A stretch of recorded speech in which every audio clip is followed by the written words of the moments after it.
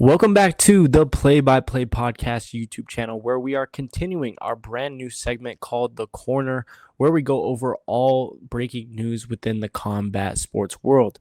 Really quick before the video begins, I want to encourage you to go down below and subscribe to the channel, as well as turn on post notifications, commenting, liking the video, and sharing with your friends. And if you haven't already, go ahead and follow us on all social medias, that being TikTok, Instagram, and Twitter. We're on all those social medias. You will get to see all of my reactions to the latest breaking news in the NFL, the NBA, and now combat sports. And without further ado, guys, enjoy the video. Breaking news within the combat sports world, as it is being reported that Gervonta "Tank" Davis is now retiring from boxing. This news was first reported by Happy Punch, and several smaller news outlets have come alive and have been reporting as well in the past couple of hours. My first reaction to this was, wow, this is a major blow to boxing because, like him or not, whether you respect him or not as a person or a boxer, outside of probably Canelo Alvarez, Terrence Crawford, and maybe Anthony Joshua, Tank Davis is without a doubt one of the biggest attractions in the sport of boxing, and he has done that pretty much without the help of Turkey Al Sheikh, despite what other boxers have been doing in collaboration with the Ring magazine. His fight against Ryan Garcia was groundbreaking because it showed every boxer in the world that you don't have to bend the knee to these promoters and allow them to avoid the big fights so that they can squeeze every little bit of money out of you. But you can go out, have these big fights, and benefit from it whether you win or lose. It was estimated that that fight did 1.2 million pay-per-view buys, which just in comparison, that was nearly double than what Errol Spence and Terrence Crawford did together in their fight, which was a fight that was viewed as pretty much a mega fight between two of the top pound-for-pound fighters in the world.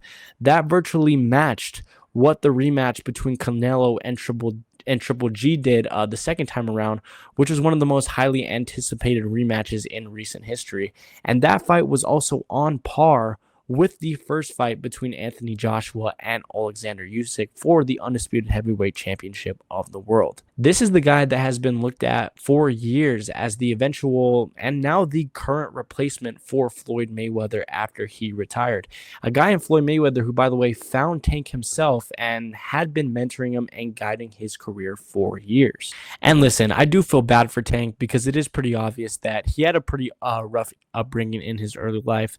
I've read that his parents were both drug addicts when he was growing up, and he really didn't have anyone by his side to really nurture him and grow him. And not to be rude, but Floyd Mayweather is definitely not the guy that you would trust to really fill into that empty role. But on the other hand, with all the legal troubles that he has had over the past couple of years, with him being arrested just recently for battery, for hitting his girlfriend for really a no apparent reason when you really look at the case, at some point as a boxing fan, you really have to begin to turn the other cheek for the guy and not really feel sorry for him anymore. And with him in the run up to the first fight with Lamont Roach saying that he wants to retire at the end of the year, that he wants to start therapy so that he can get, all of the anger out of his system and really become softer for the daughters that he has at home, which, by the way, I do rate, by the way, that is fantastic that he has been having some, great self-reflections, that he wants to grow and improve himself, not only for him, but for his family. You just think that while this definitely hurts boxing, this might be the best thing for him in the end, rather than him going out and throwing himself into other fights when he is clearly not motivated, getting into more trouble, and potentially even throwing himself into circus fights with guys like Jake Paul, which was a fight that was on the table, and potentially going out and destroying his legacy in the way people look at him. And speaking about Tank's legacy, that is another thing that we have to look at, because if this is the end for his career, the big question that I have is, how do we view Tank and the career that he had? The man was obviously a big time boxing technician. I mean, especially for a guy his size, competing at only 5'5", he had an amazing ring IQ that kept him from really getting hurt majority of the time in the ring. That Ryan Garcia fight is the perfect example. I mean, the way he was able to really stick his lead hand out there to really know and keep his range at all time, really neutralizing Garcia's monstrous left hook.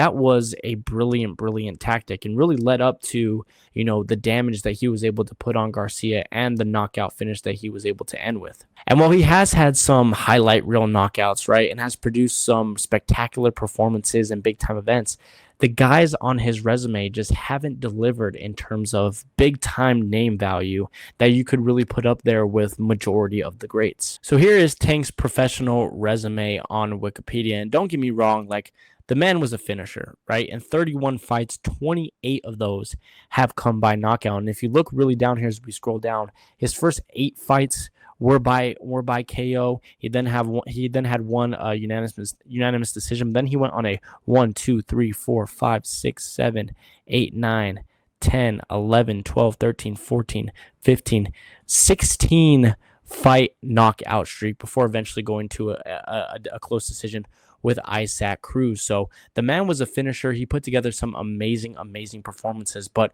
when you really look down this list of fighters, there really isn't a lot of big time names that really stick out. Really, the first one that comes to mind was his 19th fight against Francisco Fonseca, who he fought for the IBF super featherweight title. And, Fonseca is definitely a decent contender. He's more of that journeyman boxer that you really have to get to prove that you are moving in the right direction towards the top of the sport. He obviously lost in a knockout fight against Ryan Garcia and whatnot. So Fonseca is definitely decent. Is he special, though? Is he a big time name that you could really, hedge your legacy really on? I don't think so. After that, really the next one that you go up to is probably Yuriorkis Gamboa, who he beat in 2019 by TKO at the end of that fight.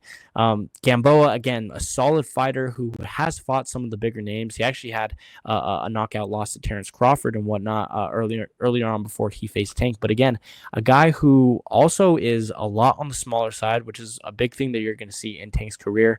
A guy who campaigned majority of the time in the featherweight division, at featherweight, super featherweight, and then came out for a little bit of time at lightweight. But even if you look at Gamboa's record, he doesn't even have a lot of big time wins on his resume, but is a little bit more of a bigger name. Leo Santa Cruz is a really great win. Don't get me wrong. And that was an absolute deadly knockout for Tank. Probably one of the best knockouts of all time that he produced with that wild uppercut late in the 6th round on the ropes.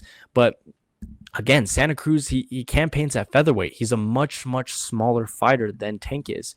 Mario Barrios, as we learned against Manny Pacquiao, and what we really already knew before he fought Pacquiao, is not an A-plus championship fighter. He's more of a B guy, and is a guy right now who is campaigning at welterweight at 147. So really had to drain himself to be able to get down to super lightweight to about 135, 140, and who definitely wasn't as effective in the power department and actually gave Tank some real trouble in the beginning of that fight. Isaac Cruz, that's another, bigger name right now, but again, a really close competitive fight to the bitter end. Some people believe that Isaac Cruz actually pulled that out and was a very bad stylistic matchup for Tank Davis. So you see when Tank, ends up going higher within the ranks in terms of bigger and bigger names, when he ends up going against matchups that aren't really ideal for him, he does tend to have a little bit more trouble. He won 11 rounds with Barrios. He goes to the end with Isaac Cruz, wins by close decision. Rolly Romero, again, a bigger name right now in terms of boxing. Obviously, right now holds the WBA welterweight championship. Had the biggest win of his career against Ryan Garcia, who Tank also beat. But again, it's kind of a tailor-made fight for Tank when it comes to the boxing department. Rolly is a guy who doesn't have a lot of big-time devastating power, is a little bit awkward at times with his boxing technique and whatnot. Got knocked out also by Isaac Cruz just a couple of months later, I believe, if not about a year later, following the Tank loss. Hector Garcia and Ryan Garcia, that is a big win. And that's probably the best win on Tank's career, especially the way that he was able to stifle him. But again, he's another guy that is now campaigning at welterweight, had to drain himself down to 135 pounds. And even then, Tank put a rehydration clause within the contract to not allow him to rehydrate to his highest. So, you have to question, was it even Ryan Garcia at his best? And then Frank Martin and Lamont Roach Jr. were two guys who, again, just weren't the same size as Tank for opposite reasons. Lamont Roach was somebody who campaigned once again at featherweight and super featherweight, was coming up in weight to lightweight, was definitely the smaller guy. Frank Martin, a guy who campaigns a lot more at junior welterweight, so at about 140, 147 pounds and whatnot right there, had to drain himself. So two, pick me fights right here for Tank, one of which, a lot of people believe that Tank lost in that previous fight against Lamont Roach Jr. And a lot of people felt that he got knocked down in that controversial knee that he had, middle of the fight against Lamont Roach. When it comes to Tank, we never just got those major fights. We never got Lomachenko. We never got Devin Haney. We never got Teofimo Lopez. We never got Shakur Stevenson, which is a fight that everyone has been asking for years. With him potentially retiring now, we probably won't get to see the potential matchup that he had against Manny Pacquiao now that Pacquiao is coming back. We never got any of those fights, which makes me really question, like, how good really was he? Yes, he produced money, put on big events, had spectacular performances. But when I look at your resume and see that the best win of your career was a dehydrated Ryan Garcia and a dehydrated Mario Barrios, what am I to really think? In the end, I do think that Tank Davis is a really big hit for boxing to end up losing. But at the same time, I think that we're going to end up looking back at his career and seeing a lot of untapped potential, a lot of, missing fights that he didn't take. And we ultimately won't end up ranking him high on the all-time list when you compare him to big-time fighters, especially guys that are around his weight, like, Manny Pacquiao, Floyd Mayweather Jr., and even somebody like Devin Haney, who at this point has had 2 undisputed fights for the lightweight title. But that's all that I have for today. Let me know what you guys think down below in the comments. What is your reaction to Tank Davis potentially retiring as of right now? How do you view Tank's career, his impact on the sport, and ultimately his legacy and resume? How high would you really rank him on an all-time list within boxing? And what are all your thoughts on this?